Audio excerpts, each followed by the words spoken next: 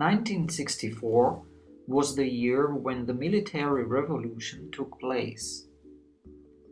We used to celebrate it as a revolution at school every March 31st. As a child, I had no idea what a revolution was. But it must be something nice, because it was a school holiday.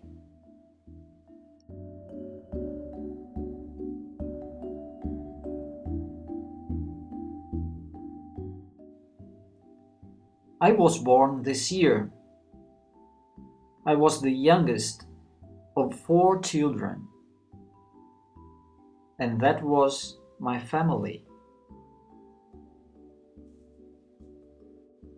My hometown is Piquete, a town situated at the feet of the Mantiqueira Mountains, 200 kilometers from São Paulo.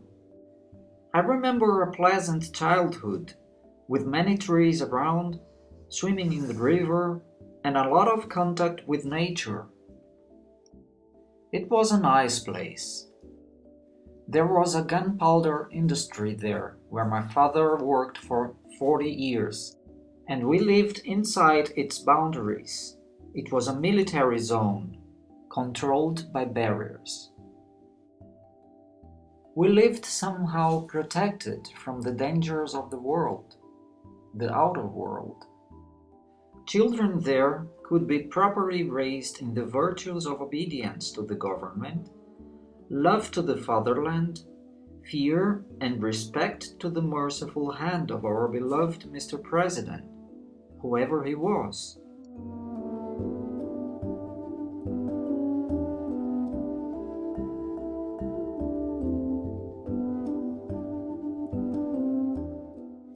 The children of the country, the seeds of Brazil's future, we would so willingly praise the national symbols, singing our national anthem, both before and after classes, every day. That was virtue then.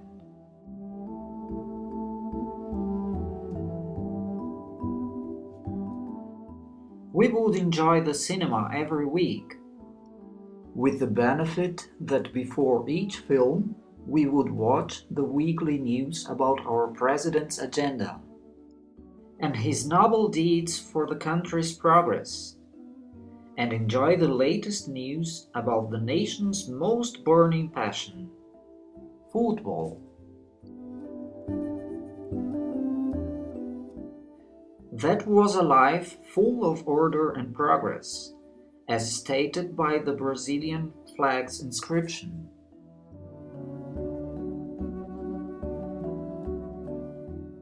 I didn't like soccer, in fact, but I liked greeting Santa Claus and his complete court of fairies and dwarfs.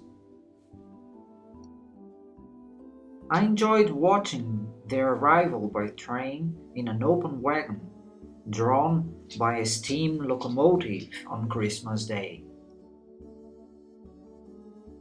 That was fantasy.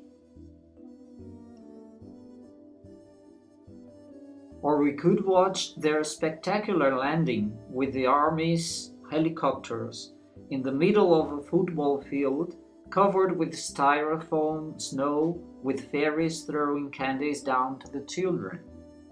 I loved most of all that there were trains and helicopters that could go very far over the town boundaries.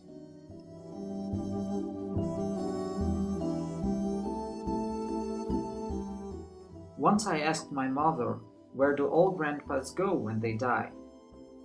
A silence followed. My mother worked very hard sewing clothes, and she didn't have really much time to answer the silly questions of mine. What if storks bring us back to the North Pole when time comes? I used to play in the gardens in front of our house, where a gardener used to work every day taking out the weeds. He was a pretty old black man with whom I loved to talk to, and I liked to help him with the weeds. Once I asked him about the grandfathers. He said to me, "Whenever you have important questions, go to a tree and ask him. One day you might get answers, trust me." And I remembered having been told not to talk to dogs, then if dogs once answer me, I would die.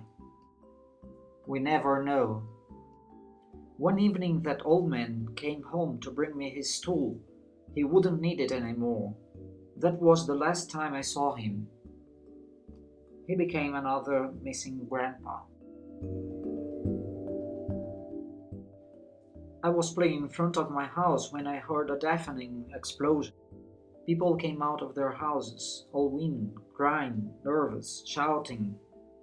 Accidents happen when nitroglycerin is manipulated, I learned some years later. We were glad my father came home. Not all fathers came home that day in our street. I can't say how many coffins I counted at the collective funeral some days later.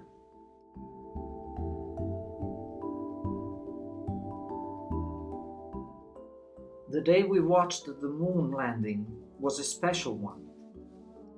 Was that another piece of evidence of what one could expect beyond the military zone? No dogs, no trees. Nobody would answer me that question. The answer is out there. At the age of 11, I saw the ocean for the first time. Its crystal waters allows us to see deep in the bottom and distinguish all that lies underneath the surface. My boundaries were definitely wider by then. Many enigmas were already solved in the meantime.